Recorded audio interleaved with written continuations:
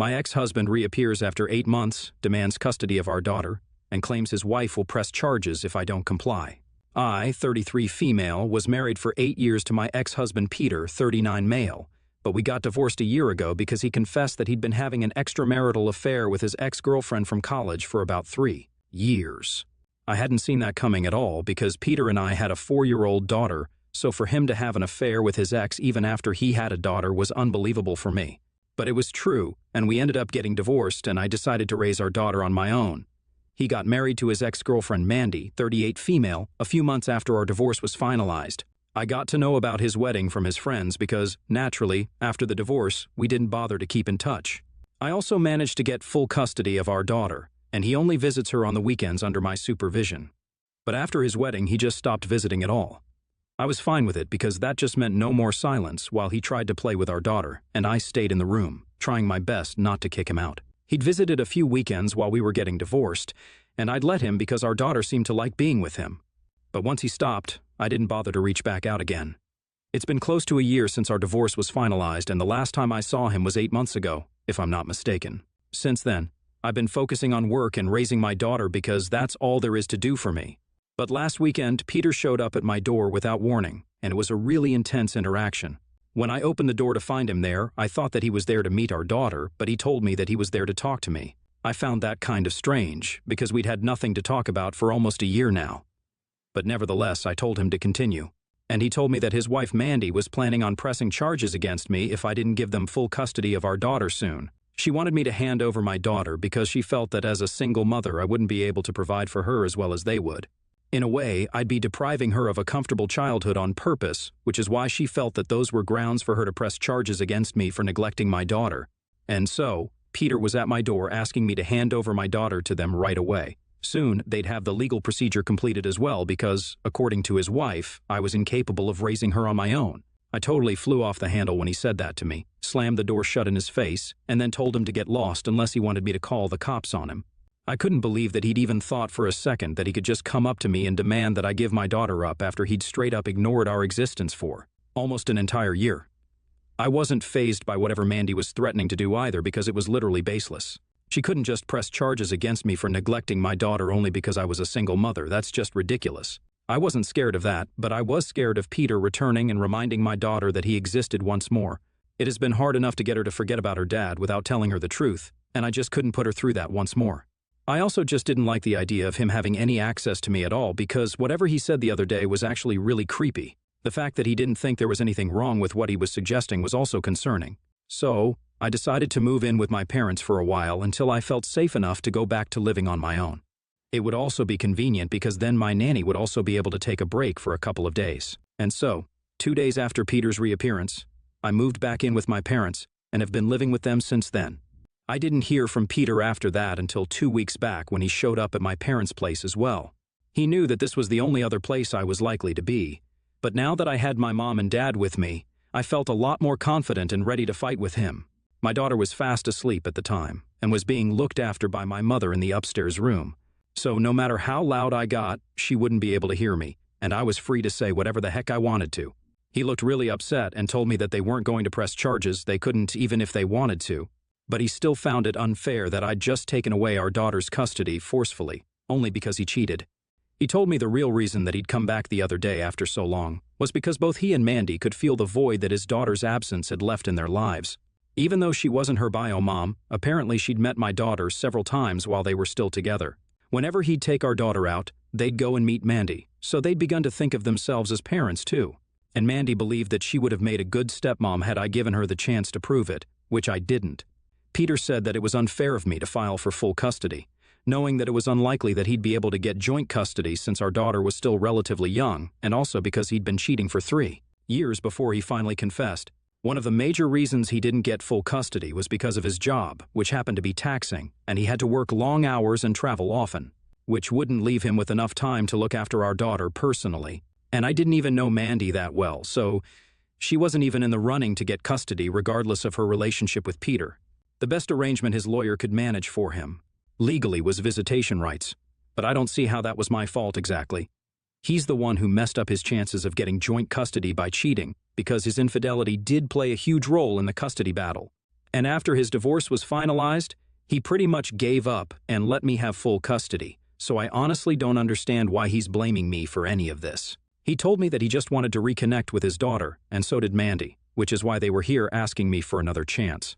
He tried to persuade me to give them another shot at being parents by saying that it would be beneficial for my daughter in the long run. He even said that I'd regret not letting them bond now when, in the future, my daughter would demand an answer as to why she was never allowed to be a part of her father's life. So, to avoid being blamed in the future, Peter wanted me to let them build a proper relationship with my daughter because, despite the infidelity, he insisted that he'd always been a good father, and Mandy was desperate to see her one more time. I didn't know what to say at the time, but I knew for a fact that I didn't feel comfortable letting them be around my daughter because I had zero trust or faith in them on a personal level. My husband had betrayed me and lied to me for 3 whole years. That's not something I've let go of just yet. Mandy had been with him in their lives all along, so for them to ask me to let them be a part of my daughter's life after all that they'd done seemed like a ridiculous idea. I don't know if I did the right thing or not, but once more, I told Peter that it was too late to change the past now. He needed to come to terms with the fact that our daughter wasn't his anymore, because he'd been totally me for the last 8 months of her life. It had been really difficult for me to explain his absence to her, and I wasn't about to do it all over again just because he and his wife wanted to be with her right now. Then I told him to go away again and shut the door. He did go away at the time, but since then, he's been texting me non-stop and trying to persuade me to let them have a shot.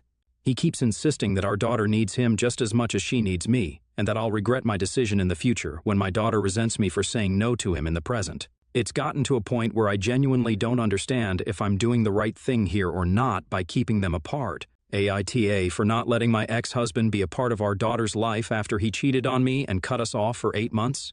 Update 1. Okay, so I decided against letting him back into our lives.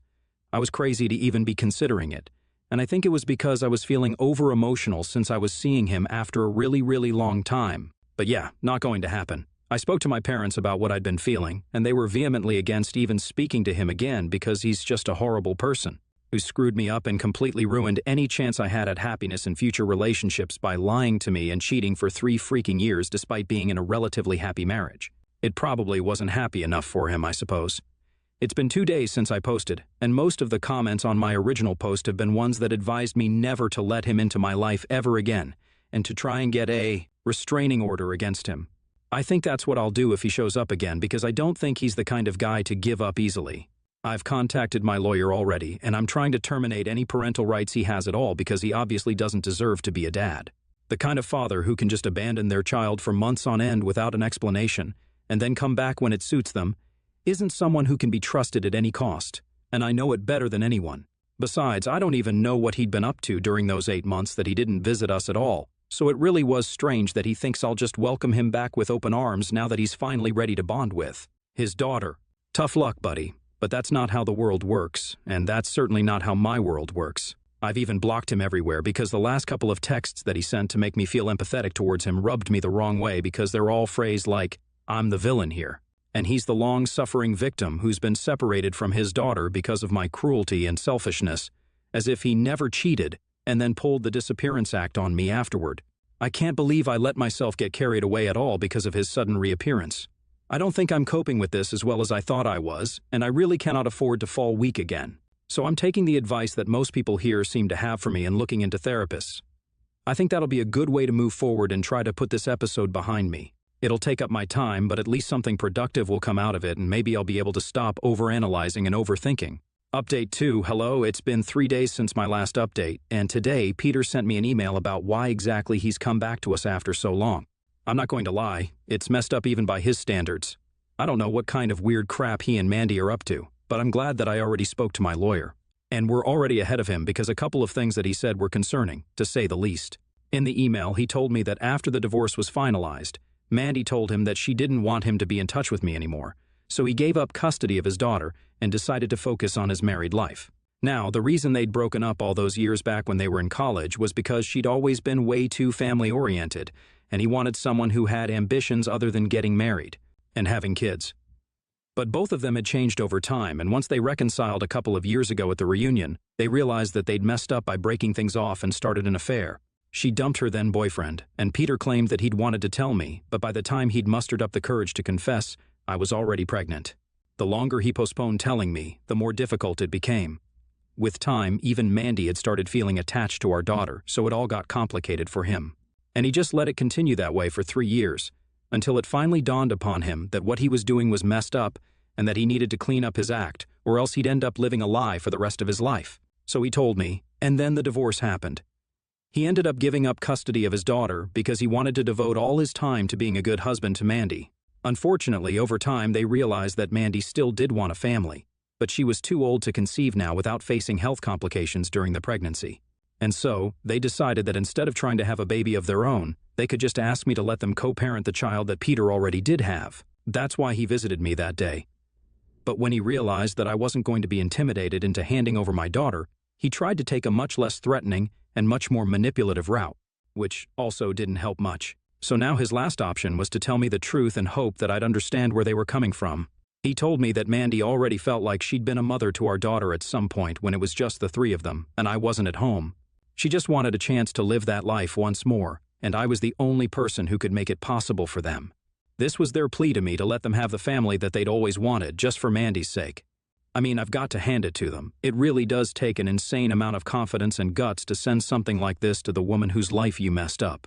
They lied to me and cheated for 3 years, including a time when I was pregnant, and yet they expected me to be kind to them, think of them, and let them build a relationship with a child they discarded like a toy less than a year ago, because now they suddenly realized that Mandy was too old to have babies but still wanted a family. They could have done so many other things. They could have chosen to adopt or to opt for surrogacy. But instead, they chose to do the least sane thing and try to intimidate me into giving up a child they hadn't even cared about for several months, until it occurred to them that we could share the child and the experience of parenthood. Like, this is my daughter here that we're talking about, not an article of clothing or a toy that we can just pass around according to our convenience. I knew that both of them were crazy, but this is just way too much, even for Peter and Mandy. I'm glad I've already spoken to my lawyer, and I've also forwarded that email to her because this is seriously insane. To even think that I'd agree to this under any circumstances is so ridiculous that I'm struggling to even wrap my head around it.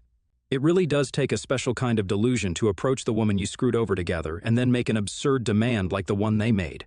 I'm just relieved that my daughter isn't yet old enough to make sense of these things, because I don't think I would have been able to explain this to her, let alone her. I can barely make sense of any of this myself. Had this been happening to someone else, I really would have just loved to know what exactly went through my husband's and Mandy's heads while they were formulating their plans and strategies. Because I'm sure that's how they were treating this, like some military operation. It's positively absurd. But my current priority is making sure my daughter and I are both safe and all right, because there's just no telling what these people might do next. I don't trust them one bit. And after this email, they've pretty much proven for sure that they don't even deserve to be trusted either. Update 3. My lawyer contacted Peter yesterday and told him that the petition to terminate his parental rights had already been filed. He needed to sign it soon, or else it would lead to another custody battle, and that would be unnecessary for everyone involved.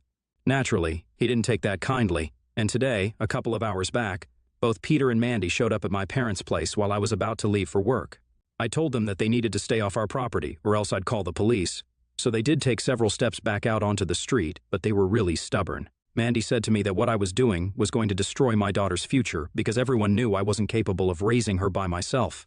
By being egoistic, I was depriving her of her only chance to have a real family.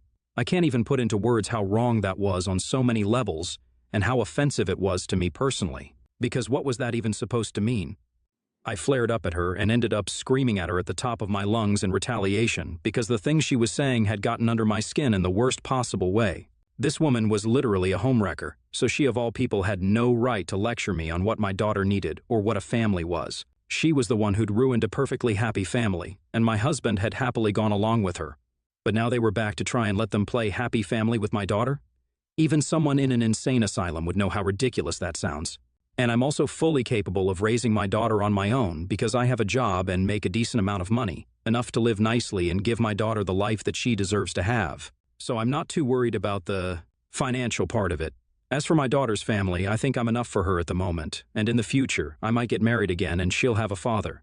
But right now, I'm literally all that she needs. Once again, they had cut this very same daughter off for almost a year because they didn't think they wanted her. And now that they want her, I'm not good enough of a mother for her all of a sudden? I swear, both of these people are so stupid and delusional that it's painful for me to even think about it. I told them to leave because I was getting late for work, but Mandy decided to throw a temper tantrum right there on the street. And I'm not even kidding. She actually just sat down on the street and told me that I couldn't leave unless I let her see my daughter once. She said that she wasn't going to move until I gave in to her demands. It was ridiculous, and I asked Peter to move her out, but that fool sat down right beside her. Had I not been in such a foul mood, I probably would have cracked up. But thankfully, when my dad realized how exasperated I was, he decided to finally call the cops and have them removed forcefully. There was not much to do but wait until the cops drove down to our place. Even then, they kept arguing with us and threatening to protest against me because I was depriving my daughter of a happy life on purpose. It was that word deprive that kept triggering me because, as far as I'm concerned, I'm doing my best for my daughter, and I'm sure when she grows up, she'll appreciate the fact that I didn't let her psycho dad take over her upbringing. And who's to say she'll be safe with them anyway? For all I know, they could literally abduct her and be off with her if they felt like it, because I think they've proven that they have no concern for anyone else whatsoever. I told them what I thought of them, but they were still adamant and told me that I was just keeping them apart because I had a personal vendetta against them. Which, again, if someone had been in my place, they probably would have felt the same way. They're the ones who ruined my personal life. So I think it's really fair and reasonable for me to have a personal vendetta against them. The arguing went on for a while until the police showed up and had them taken away. Even then, they refused to act like they regretted their psychotic behavior and continued to threaten me, saying that they'd be back and that they wouldn't let me keep them away from their daughter anymore, which is just disturbing on another level altogether. But I did choose to stay home since I was feeling extra paranoid because of their behavior and also decided to file for a restraining order today itself. I think that had been overdue because today they showed me just how crazy they could be when it came down to it. I was amused by their ridiculous behavior, but I won't lie, it was kind of scary as well. So I'm trying my best to get rid of them altogether. And I'm also going to move to a new apartment soon enough because clearly none of my addresses that my husband knew are going to feel safe anymore. I've moved into a new apartment, and Peter thankfully has no idea where I live now. I've also managed to get a restraining order against him, and I now have full custody of my daughter. I've managed to keep my sanity intact during the past few weeks. And thankfully, I'm out of this nonsensical crap now. I don't know what Peter or Mandy are up to now, and I've also told my friends that I don't ever want to hear about them from them ever again. And neither do I want them to tell them anything about me. The past few weeks have been very tense for me because my ex-husband kept texting me and harassing me from multiple phone numbers on and off. Mandy spread some nasty rumors about me, so I'm sure that the power couple was doing their best to bring me down. It didn't work though, unfortunately. But whatever, I'm just done. My daughter is okay, I'm okay, and that's all that matters to me. I'm all the family she needs, and the same goes for me.